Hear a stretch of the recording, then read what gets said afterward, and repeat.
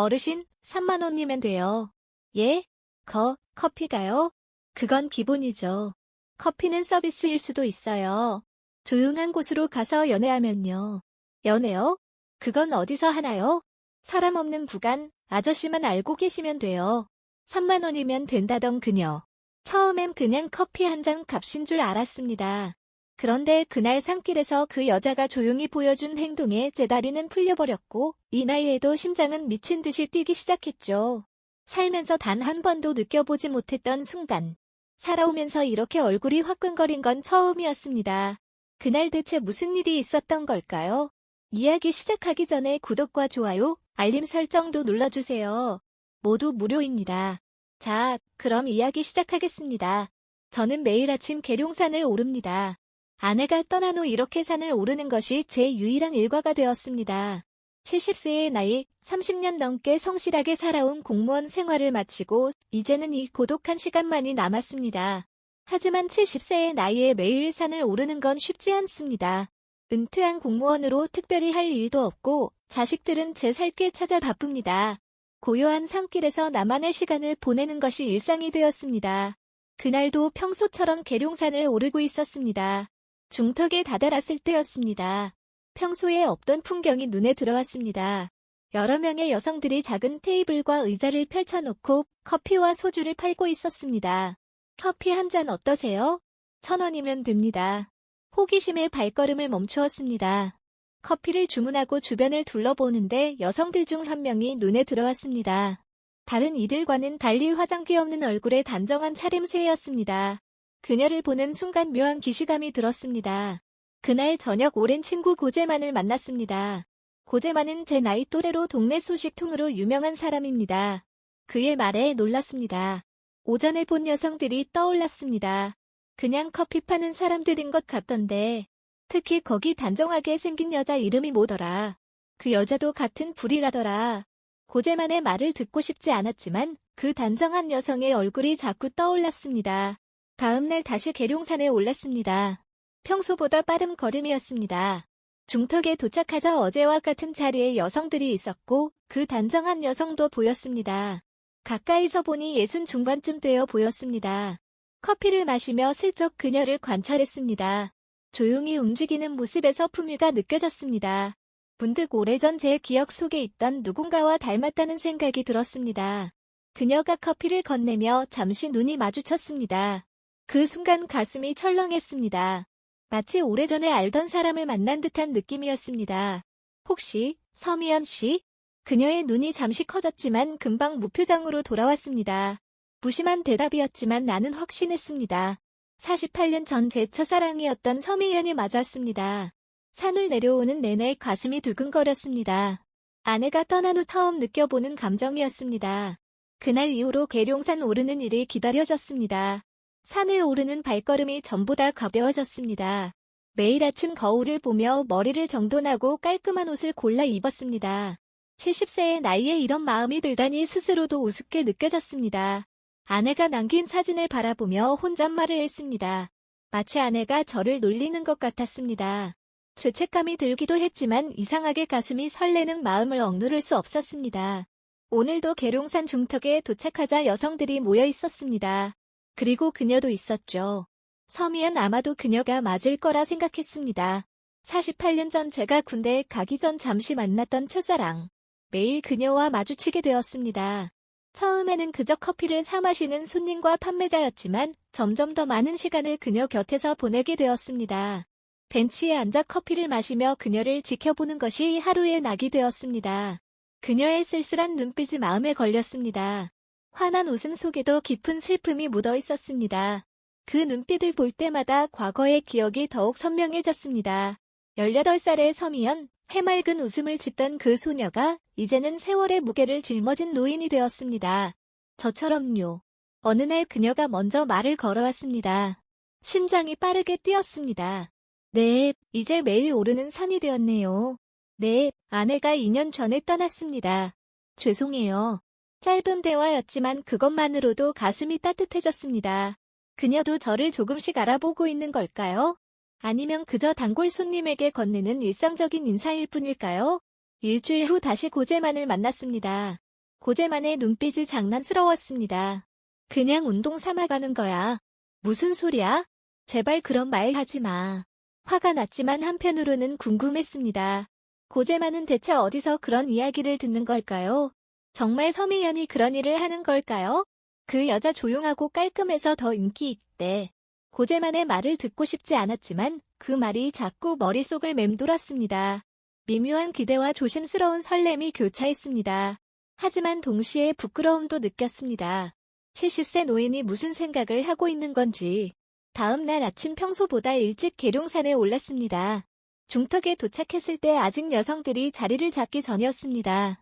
잠시 기다리고 있는데 저 멀리 서서미연이 천천히 걸어오는 모습이 보였습니다. 홀로 오르는 그녀의 모습이 왠지 외로워 보였습니다. 가방을 메고 조심스럽게 걸음을 옮기는 모습에서 세월의 무게가 느껴졌습니다. 문득 다가가 말을 걸고 싶었지만 용기가 나지 않았습니다. 그날도 커피를 사 마셨습니다. 그리고 평소보다 오래 앉아 있었습니다. 그녀와 몇 마디 더 나누고 싶었습니다. 여기서 일한 지 오래되셨어요? 짧은 대화였지만 그녀의 목소리에서 깊은 상처가 느껴졌습니다. 어떤 사연이 있는 걸까요? 48년 동안 그녀는 어떤 삶을 살아왔을까요? 집으로 돌아오는 길 서미연의 얼굴이 자꾸 떠올랐습니다. 48년 전 그 순수했던 모습과 지금의 쓸쓸한 눈빛이 겹쳐졌습니다. 며칠 동안 고민했습니다. 고재만의 말이 사실일까요? 서미연이 정말 그런 일을 하고 있는 걸까요? 확인하고 싶은 마음과 그녀를 존중해야 한다는 생각이 충돌했습니다.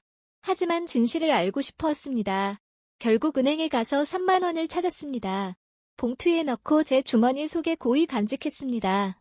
손이 떨렸습니다. 70세의 나이에 이런 일을 한다는 것이 스스로도 부끄러웠지만 서미연에 대한 궁금증이 너무 컸습니다. 오늘도 계룡산 갑니까? 아내의 사진이 저를 바라보는 것 같았습니다. 미안한 마음이 들었지만 발걸음을 돌릴 수 없었습니다. 미안해요, 영숙 씨. 나도 내가 무슨 짓을 하는지 모르겠어요. 평소보다 숨이 더욱 가빴습니다. 중턱에 다다랐을 때 여성들이 자리를 잡고 있었습니다. 서미연도 그곳에 있었습니다. 오늘은 파란색 재킷을 입고 있었는데 참 단정해 보였습니다. 심호흡을 하고 그녀에게 다가갔습니다. 커피 한 잔 주세요. 서미연이 조용히 커피를 준비했습니다. 그녀의 손짓이 참 무아했습니다. 커피를 건네받으며 제 주머니에서 봉투를 꺼냈습니다. 손이 떨렸습니다. 이거. 서미연은 봉투를 보더니 의아한 표정을 지었습니다. 그리고 봉투를 열어 안을 보는 순간 그녀의 얼굴빛이 변했습니다. 창백해진 얼굴로 저를 쳐다보았습니다. 손님, 제가 그런 사람으로 보이십니까? 그녀의 목소리가 떨렸습니다. 주변의 시선이 우리에게 쏠렸습니다. 순간 제 얼굴이 화끈거렸습니다. 큰 실수를 했다는 것을 깨달았습니다. 아닙니다. 그런 뜻이 아니라 설명하려 했지만 이미 늦었습니다. 서미연은 봉투를 제게 돌려주고 자리를 뜨려 했습니다. 다른 여성들이 수군거리기 시작했습니다. 저 할아버지 돈 주려고 했대. 아이고, 나이 먹어서. 그런 짓을 다 하네. 미연 언니한테 실례했네. 수치심이 밀려왔습니다. 서미연은 황급히 자리를 떠났고 저는 그 자리에 멍하니 서 있었습니다. 몸이 굳어 움직일 수 없었습니다. 48년 전 그 맑고 순수했던 서미연을 이런 식으로 모욕한 것이 너무 부끄러웠습니다. 커피가 담긴 종이컵이 손에서 떨어졌습니다. 갈색 액체가 내 바지를 적시었지만 그런 것은 신경 쓰이지 않았습니다. 내가 무슨 짓을 한 건지. 단지 고재만의 말만 믿고 이런 실수를 하다니. 산을 내려오는 길은 평소보다 훨씬 길게 느껴졌습니다. 발걸음이 무거웠습니다. 마음속에는 서미연의 실망한 표정만이 가득했습니다. 오랜만에 다시 만난 첫사랑에게 이런 모욕을 준 것이 정말 미안했습니다. 집에 돌아와 거울을 보았습니다. 초라한 노인의 모습이 거기 있었습니다. 주름진 얼굴, 흰 머리카락. 70세의 나이에 무슨 헛된 기대를 한 것인지 스스로가 한심했습니다. 그날 밤잠을 이루지 못했습니다. 서미연의 실망한 표정이 자꾸 떠올랐습니다.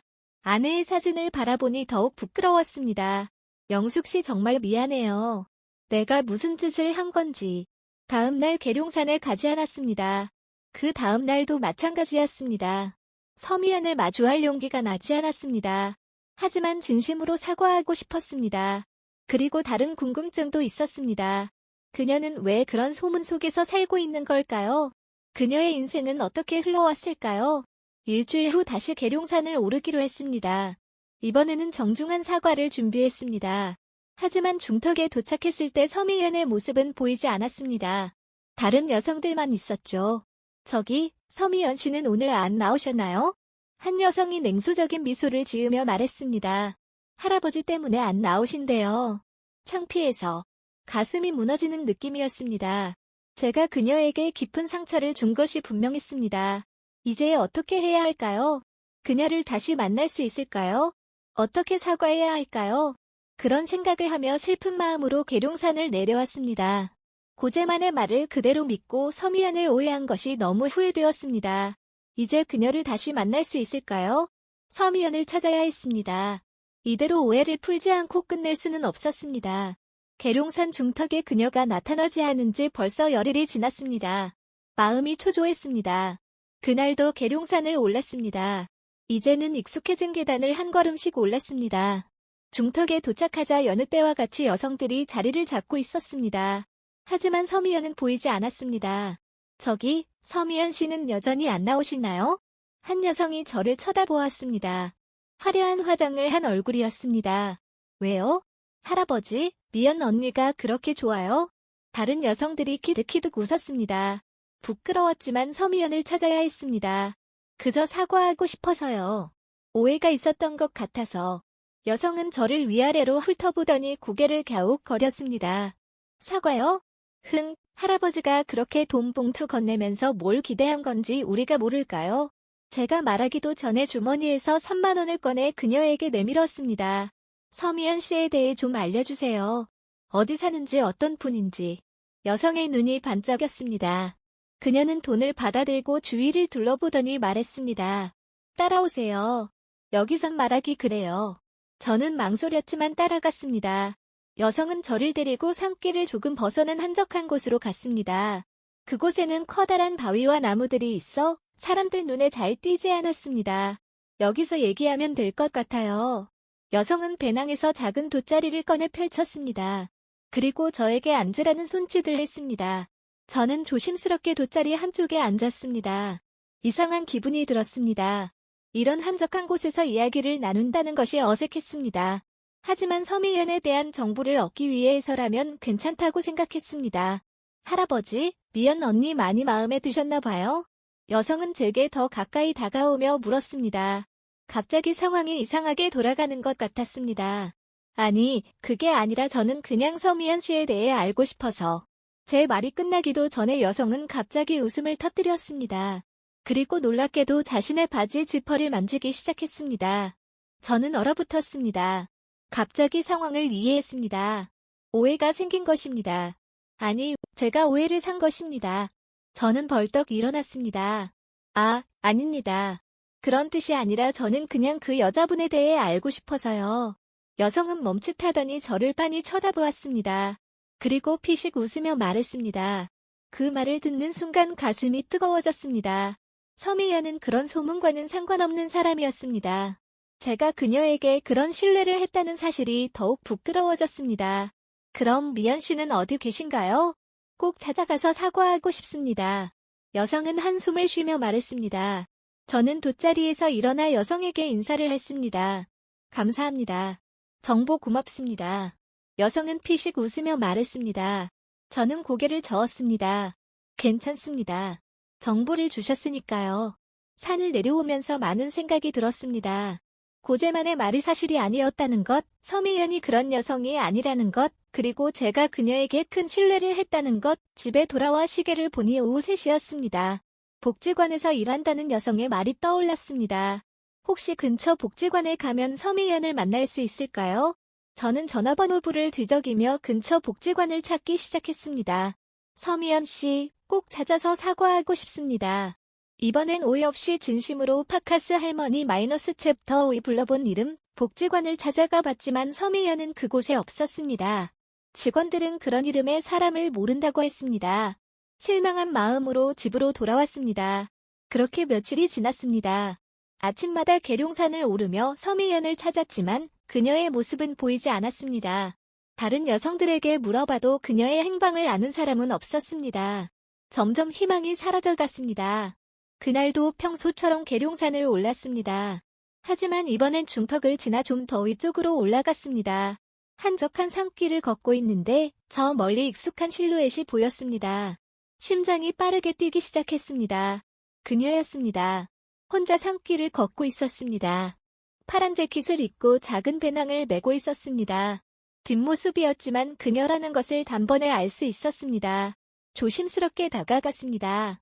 가까워질수록 심장박동이 더 빨라졌습니다. 그리고 몇 걸음 떨어진 거리에서 멈춰섰습니다. 미연아, 48년 만에 그렇게 불러보았습니다. 첫사랑의 이름을 그녀의 걸음이 멈췄습니다. 천천히 뒤돌아보는 그녀의 얼굴에는 놀라움이 가득했습니다. 그녀도 저를 알아보았습니다. 묘한 침묵이 흘렀습니다. 오랜만이네요. 제가 먼저 말을 건넸습니다. 그녀는 고개를 끄덕였습니다. 어색한 침묵이 다시 찾아왔습니다. 무슨 말을 해야 할지 몰랐습니다. 48년이라는 세월 동안 쌓인 이야기들이 너무 많았지만 정작 입에서는 아무 말도 나오지 않았습니다. 지난번 일은 정말 죄송합니다. 오해가 있었어요. 그녀는 잠시 생각에 잠기더니 고개를 저었습니다. 그녀의 목소리는 차분했지만 눈빛에는 여전히 경계심이 남아 있었습니다. 혹시 시간 괜찮으시면 같이 커피라도 마실까요? 아니면 국밥? 예전에 좋아하셨잖아요. 제 말에 그녀의 얼굴은 잠시 놀라움이 스쳤습니다. 네, 물론이죠. 대평동 골목 끝 국밥집 매주 토요일마다 갔었잖아요. 그녀의 입가에 옅은 미소가 번졌습니다. 그 미소를 보니 가슴이 따뜻해졌습니다. 그래요, 같이 가요. 계룡산을 내려와 근처 국밥집으로 향했습니다.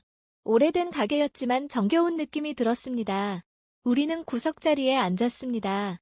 어떻게 지내셨어요, 그동안? 제가 물었습니다. 그녀는 잠시 망설이더니 이야기를 시작했습니다. 별일 없이 살았어요. 결혼해서 딸 하나 낳고 남편은 10년 전에 떠났어요. 영우 씨는요? 저도 평범하게 살았습니다.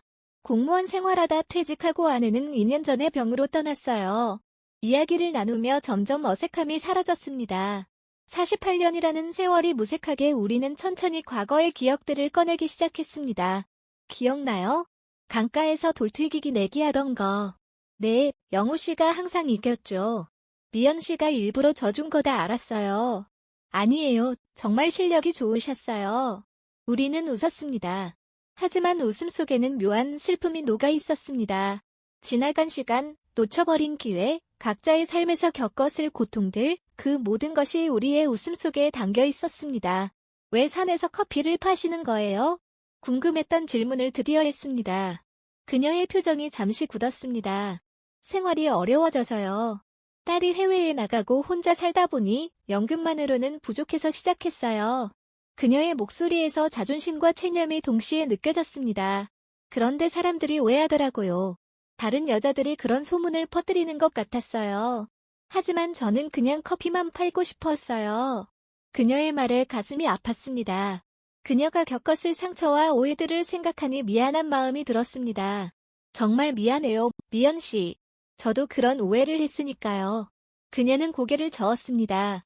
이제 괜찮아요. 산에 안 나가기로 했어요. 복지관에서 청소회를 구했거든요. 국밥을 먹고 헤어지는 시간 묘한 아쉬움이 남았습니다. 더 많은 이야기를 나누고 싶었지만 아직은 서로에게 낯선 사람들이었습니다. 48년 전의 추억만으로는 메울 수 없는 간극이 있었습니다. 다음에 또 뵐 수 있을까요? 제가 조심스럽게 물었습니다. 그녀는 잠시 생각하더니 고개를 끄덕였습니다. 네, 좋아요. 헤어지는 순간 그녀의 뒷모습을 바라보며 생각했습니다. 48년 전 제가 군대에 가면서 놓쳐버린 그 손을 다시 잡을 수 있을까요? 늦은 나이에 찾아온 이 감정은 과연 무엇일까요? 파카스 할머니 마이너스 챕터 6 함께 걷는 두 번째 봄. 국밥집에서 헤어진 후에도 서미연이 자꾸 생각났습니다. 그녀의 쓸쓸한 눈빛, 조용한 목소리 그리고 48년 만에 다시 듣게 된 그 웃음소리까지 모든 것이 제 마음속에 맴돌았습니다. 며칠을 고민하다가 결국 용기를 내었습니다. 서미연이 일한다는 복지관을 다시 찾았습니다. 복도를 청소하던 그녀와 눈이 마주쳤습니다. 처음에는 당황한 듯 했지만 곧 옅은 미소를 지었습니다. 또 오셨네요. 네. 미연 씨, 혹시 퇴근 후에 잠시 시간 있으세요? 그녀는 잠시 망설이더니 고개를 끄덕였습니다. 퇴근 후 근처 공원에서 만났습니다. 벤치에 나란히 앉아 한동안 말없이 앉아 있었습니다. 무슨 말부터 해야 할지 몰랐습니다. 미연 씨, 네, 같이 살아보지 않겠어요? 제 입에서 나온 말에 더 자신도 놀랐습니다. 준비했던 말이 아니었습니다. 하지만 그 순간 가장 하고 싶었던 말이었습니다. 서미연은 눈을 크게 뜨고 저를 바라보았습니다.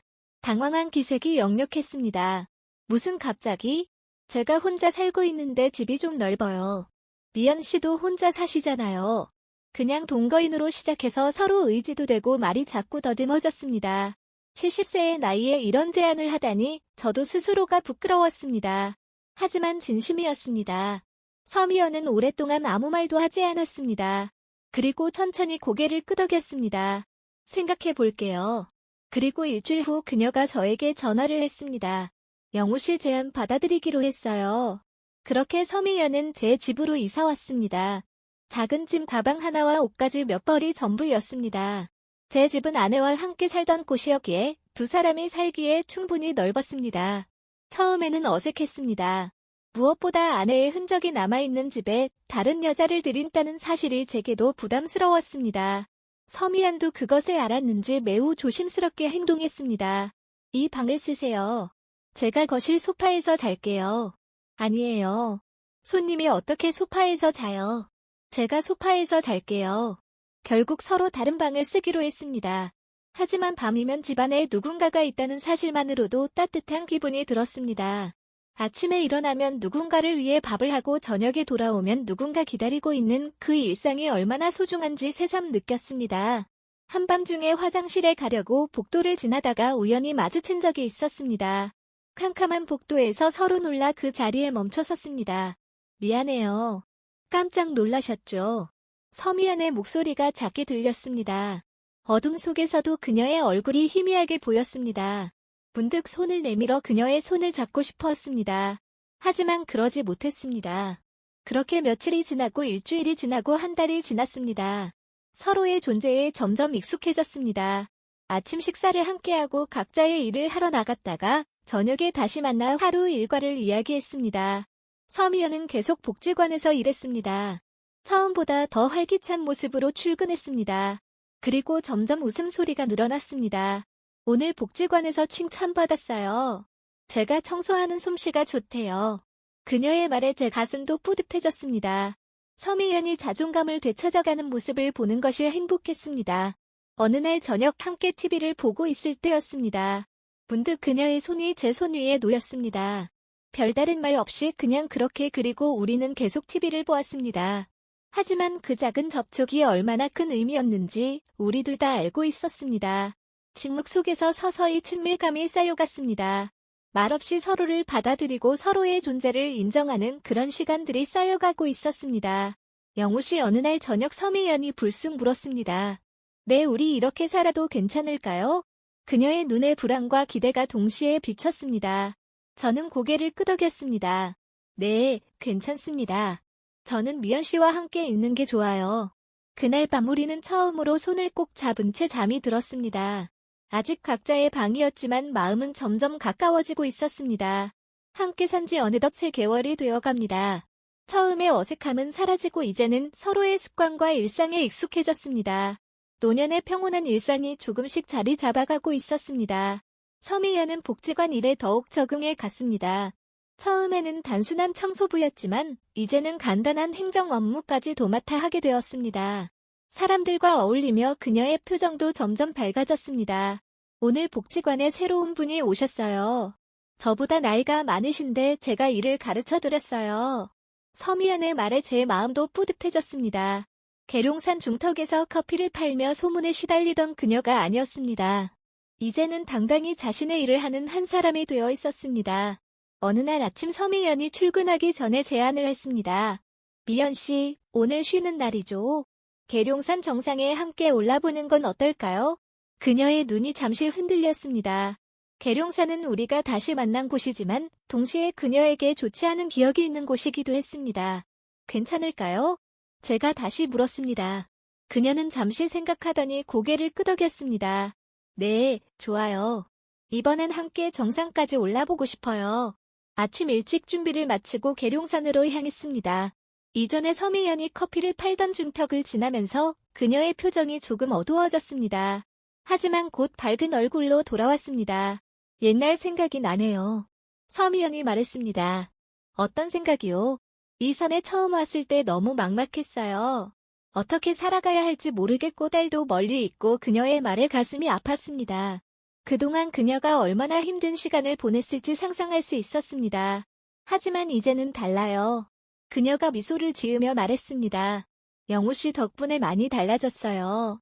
그 말을 듣는 순간 제 가슴이 따뜻해졌습니다. 우리는 말없이 산길을 올랐습니다. 때때로 서로의 손이 스치기도 했고 가파른 길에서는 제가 그녀의 팔을 살짝 부축하기도 했습니다. 정상에 가까워질수록 길은 더 가팔라졌습니다. 서미연의 숨소리가 거칠어졌습니다. 저도 70세의 나이에 정상까지 오르는 것이 쉽지 않았습니다. 하지만 그녀와 함께라서 힘이 났습니다. 조금만 더 가면 정상이에요. 제가 말했습니다. 서미연은 고개를 끄덕였지만 얼굴이 창백해 보였습니다. 잠시 쉬어가기로 했습니다. 바위에 앉아 물을 마시며 숨을 고르고 있는데 문득 그녀가 말했습니다. 무슨 말씀이세요? 함께 살게 해주셔서 이렇게 산에도 함께 올라주셔서 그녀의 눈에 눈물이 고였습니다. 갑자기 울컥하는 마음이 들었습니다. 저도 모르게 그녀를 살포시 안았습니다. 서로의 체온이 느껴졌습니다. 땀에 젖은 옷을 통해 전해지는 온기가 참 따뜻했습니다. 미연 씨. 그렇게 잠시 서로를 안고 있다가 천천히 몸을 떼었습니다. 서로의 눈을 바라보았습니다. 48년 전에 그 눈빛과 지금의 눈빛이 겹쳐 보였습니다. 시간이 지났지만 그 속에 담긴 감정은 변하지 않은 것 같았습니다. 마지막 남은 길을 올라 드디어 정상에 도착했습니다. 눈앞에 펼쳐진 풍경이 장관이었습니다. 멀리 도시가 보이고 그 너머로 강과 산들이 이어져 있었습니다. 와, 정말 아름답네요. 서미연의 목소리에 감탄이 묻어났습니다. 우리는 나란히 서서 풍경을 바라보았습니다. 그리고 문득 제 생각이 떠올랐습니다. 주머니에서 작은 보석함을 꺼냈습니다. 미연 씨. 그녀가 돌아봤습니다. 제가 보석함을 열자 작은 실버 반지가 나타났습니다. 화려하지 않은 아주 소박한 반지였습니다. 이건 마음으로 아내가 되어주시겠어요? 법적으로는 어렵겠지만 마음만이라도 말이 더듬어졌습니다. 70세의 나이에 프로포즈라니 스스로도 부끄러웠습니다. 하지만 진심이었습니다. 서미연의 눈에 다시 눈물이 고였습니다. 그녀는 천천히 고개를 끄덕였습니다. 네, 좋아요. 떨리는 손으로 반지를 그녀의 손가락에 끼워주었습니다. 완벽하게 맞는 사이즈는 아니었지만 그것조차도 우리의 관계처럼 자연스럽게 느껴졌습니다. 이제 정말 부부네요. 제가 말했습니다. 서미연은 부끄러운 듯 고개를 숙였지만 입가에는 미소가 번졌습니다. 네, 영우 씨. 손을 잡고 산을 내려오는 동안 저는 생각했습니다. 이것이 진정한 행복이 아닐까. 늦게 찾아온 사랑이지만 그래서 더 소중한 사랑이 아닐까? 집으로 돌아오는 길 서미연이 말했습니다. 이제 한 방에서 자도 될까요? 그 말에 제 얼굴이 붉어졌습니다. 하지만 곧 고개를 끄덕였습니다. 네, 미연 씨. 이제 우리는 부부니까요. 마음으로 맺어진 부부가 된 지 2달이 지났습니다. 이제는 한 방에서 지내고 있습니다. 각자의 나이답게 평온하고 조용한 밤을 보내지만 서로의 온기를 느끼는 것만으로도 충분히 행복했습니다. 아침에 눈을 떴을 때 옆에 누군가가 있다는 것, 그것이 얼마나 큰 위안이 되는지 모릅니다. 어느 날 아침, 아내. 이제는 그렇게 부를 수 있겠지요? 서미연이 제안을 했습니다. 영우 씨, 혹시 바다 보러 갈까요? 바다야? 네, 강원도 쪽. 한 번도 가본 적이 없거든요. 그녀의 눈빛에 기대감이 가득했습니다. 66세의 나이에 처음으로 바다를 보고 싶다는 그 소박한 바람이 제 마음을 움직였습니다. 좋아요. 다음 주 주말에 가요. 여행 준비를 하면서 우리는 마치 젊은 연인처럼 들떠 있었습니다. 서미연은 여행 가방을 꼼꼼히 싸며 무엇을 챙겨야 할지 메모까지 했습니다. 저는 그런 그녀의 모습을 보며 미소 지었습니다. 너무 많이 챙기지 마세요. 하루 이틀 다녀오는 거니까. 그래도 혹시 모르잖아요. 영우 씨 약도 챙겨야 하고. 그녀의 배려가 따뜻했습니다. 누군가 나를 걱정해주는 이 감정이 얼마나 소중한지 아내를 잃은 후 다시 느끼게 되었습니다. 기차를 타고 강원도로 향했습니다. 창 밖으로 지나가는 풍경을 보며 이야기를 나누었습니다. 48년 전의 추억, 각자가 살아온 세월, 그리고 앞으로의 계획까지. 영우 씨는 앞으로 뭐 하고 싶으세요? 서미연이 물었습니다. 글쎄요. 미연 씨와 함께라면 특별히 뭘 하고 싶다기보다 그냥 이렇게 평온하게 지내고 싶어요. 저도요. 이제 와서 큰 욕심은 없어요. 그냥 건강하게 함께 있는 것, 그것만으로도 충분해요. 서로의 손을 잡고 기차 여행을 즐겼습니다. 어느덧 종착역에 도착했고 작은 펜션에 짐을 풀었습니다. 창문을 열자 바다가 보였습니다. 와, 정말 바다네요. 서미연의 목소리에 감탄이 묻어났습니다. 그녀의 눈빛이 반짝이었습니다. 마치 어린아이처럼 순수한 기쁨이 느껴졌습니다. 가까이서 볼래요? 제가 물었습니다. 그녀는 환하게 웃으며 고개를 끄덕였습니다. 손을 잡고 해변으로 내려갔습니다. 완만한 계단을 내려가면서 서미연의 표정이 점점 밝아졌습니다. 모래사장에 도착하자 서미연이 신발을 벗었습니다. 그리고 조심스럽게 발을 모래에 담갔습니다. 따뜻하네요. 모래 위를 걸으며 그녀는 마치 젊은 시절로 돌아간 듯한 표정을 지었습니다. 몇 걸음 걷다가 뒤돌아보며 저를 향해 웃었습니다. 그 순간에 그녀의 모습이 너무 아름다웠습니다. 저도 신발을 벗고 그녀의 곁에 섰습니다. 함께 모래사장을 걸으며 파도 소리를 들었습니다. 가끔 차가운 파도가 발끝을 적시기도 했지만 그마저도 즐거웠습니다. 영우 씨 고마워요. 서미연이 갑자기 말했습니다. 갑자기 왜요? 이렇게 바다도 보여주시고 제 인생에 이런 행복이 있을 줄 몰랐어요. 그녀의 말에 제 가슴이 뭉클해졌습니다. 저도 그녀 덕분에 외롭지 않은 노년을 보내고 있으니 고마움은 제가 더 크다고 생각했습니다. 해가 지기 시작했습니다. 하늘과 바다가 붉게 물들었습니다. 우리는 모래사장에 앉아 일몰을 바라보았습니다. 서로의 어깨가 닿을 정도로 가까이 앉아 있었습니다. 영우 씨. 네? 우리 내일은 일출 볼까요? 그래요. 새벽에 일어나야 하지만 함께 보면 좋겠네요. 그렇게 약속하고 펜션으로 돌아왔습니다. 저녁을 먹고 일찍 잠자리에 들었습니다. 내일 아침 일찍 일어나기 위해서였습니다. 새벽 4시 30분 알람 소리에 일어났습니다. 서미연도 함께 일어났습니다. 간단히 준비를 마치고 해변으로 향했습니다. 아직 어두운 하늘 아래 바다는 검푸른 빛을 띠고 있었습니다. 모래사장에 앉아 동쪽 하늘을 바라보았습니다. 서서히 하늘이 밝아지기 시작했습니다. 붉은 빛이 지평선 위로 퍼져나갔습니다. 곧 해가 뜰 거예요. 제가 말했습니다. 서미연은 제 손을 꼭 잡았습니다. 그렇게 우리는 함께 일출을 기다렸습니다. 드디어 태양의 모습을 드러냈습니다. 붉게 타오르는 태양이 바다 위로 떠올랐습니다. 너무나 아름다운 광경이었습니다. 아름답네요. 서미연의 눈에 눈물이 고였습니다. 감동의 눈물이었습니다. 붉게 물든 바다를 바라보며 그녀가 속삭였습니다. 이제 진짜 내 사람이야. 그 말을 듣는 순간 제 가슴이 따뜻해졌습니다. 70세의 나이에 찾아온 이 사랑, 이 행복이 얼마나 소중한지 다시 한번 느꼈습니다. 네, 미연 씨. 그리고 미연 씨도 이제 진짜 내 사람이에요. 그렇게 우리의 사랑은 시작되었습니다. 세상에서 가장 조용하고 깊은 사랑. 늦게 찾아왔지만 그래서 더욱 소중한 사랑. 이제 우리에게 남은 시간이 얼마나 될지 모르지만 그 시간을 함께 걸어가기로 했습니다. 손을 잡고 서로를 의지하며 바다가 붉게 물들고 새로운 하루가 시작되었습니다. 우리의 새로운 인생도 함께 시작되었습니다. 여러분의 인생에도 우연히 마주친 사랑이 있었나요? 아니면 지금 누군가를 그리워하고 계신가요? 70세의 나이에도 사랑은 찾아옵니다. 66세의 쓸쓸한 여인에게도 봄은 다시 피어납니다. 우리의 삶은 때로 예상치 못한 방향으로 흘러가죠.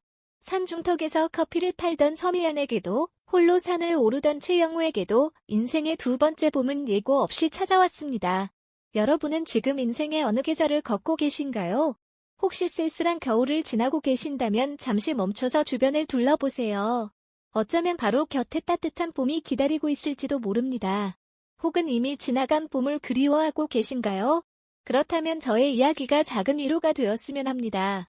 세상에는 아직 알지 못한 따뜻함이 남아있다는 것, 그리고 그 따뜻함을 느끼기에 결코 늦은 때는 없다는 것을 여러분의 이야기도 댓글로 들려주세요.